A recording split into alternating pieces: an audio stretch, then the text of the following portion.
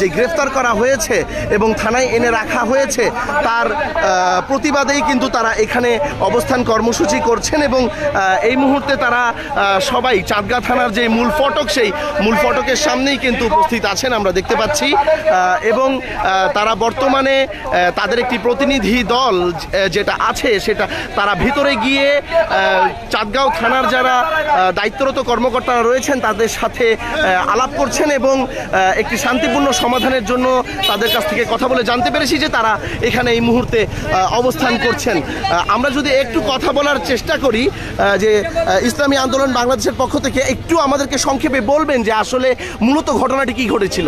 আসসালামু আলাইকুম ওয়া রাহমাতুল্লাহ। আমরা আসলে শান্তিপ্রিয় একটা সংগঠন, পিসাব জার্মানির নেতৃত্বে আমরা এই সংগঠনের কাজ করে থাকি। আমাদের ইসলামী আন্দোলন চাঁদগাঁ থানার এই সেক্রেটারির নেতৃত্বে আমরা চাঁদাবাজ বিরোধী একটা মিছিল হয় আমাদের ঈদের সময়। যাদের বিরুদ্ধে মিছিল হয়েছিল তারা উল্টা ওনার নামে মামলা দিয়ে ওনাকে হয়রানি করার চেষ্টা করতেছে। এতে করে আমরা যতটুকু পুলিশ প্রশাসন থেকে শুরু করে বিভিন্ন জায়গায় কথা বলছি, এখানে এই পুলিশ প্রশাসনের কিছু নেগলিজেন্সি ছিল। এই কারণে আমার লোকটা এখানে আসে থানায় অ্যারেস্ট হচ্ছে। অ্যারেস্ট হওয়ার পরে আমরা এখন আসছি, আমরা আমাদের লোককে না নিয়ে যাবো না যখন বলছি, তখন পুলিশের সহকারী কমিশনার আসছে এখানে, আসে আমাদেরকে আশ্বস্ত করছে যে আমরা কিছুক্ষণের ভিতরে একটা ভালো সিদ্ধান্ত দিয়ে আপনার লোককে ছেড়ে দেবো, আমরা চলে যাব। আমরা বাংলাদেশের কোনো জায়গার মধ্যে ইসলামী আন্দোলন বাংলাদেশ নেতা কর্মী সমর্থক কোনো জায়গার মধ্যে কোনো অনিয়ম, দুর্নীতি, দুঃশাসন, মানুষকে হয়রানি করা কোনো ধরনের অনিয়মের সাথে আমাদের লোকজন জড়িত নাই।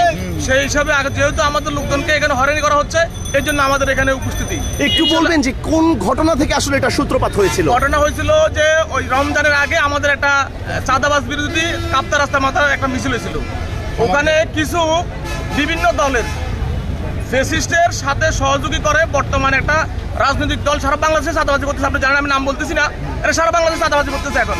এবং কি এদের কারণে এদের কেন্দ্রীয় নেতৃবৃন্দ এবং ওদের ভাইস চেয়ারম্যান লন্ডনে বসে বলতেছে যে না, এই চাঁদাবাজ আমার দলের না, অথচ তার দলের।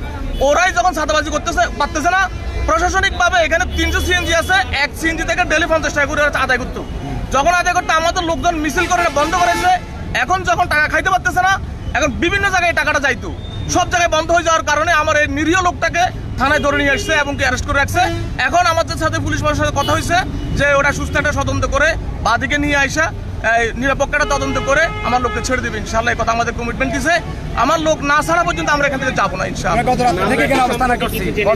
পুলিশে হয়রানি বেশি করতেছে, সবচেয়ে বেশি জায়গা জায়গা পুলিশ এখনো ঠিক হয় নাই, প্রত্যেক জায়গায় পুলিশে হয়রানি করতেছে। আমরা বৈষম্যবিরোধী আন্দোলন করছি, রক্ত দিয়েছি, আমাদের হাজার হাজার কি ছাত্র এবং আমাদের সদস্য ইসলাম আন্দোলনের সদস্য মারা গিয়েছে। তাহলে এখনো অসুস্থ অবস্থা কি মেডিকেলে কাতরাতেছে, তাহলে আমরা চাঁদাবাজি করবো, এটা কি দেশের জনগণ বিশ্বাস করবে? এটা জনগণ বিশ্বাস করবে?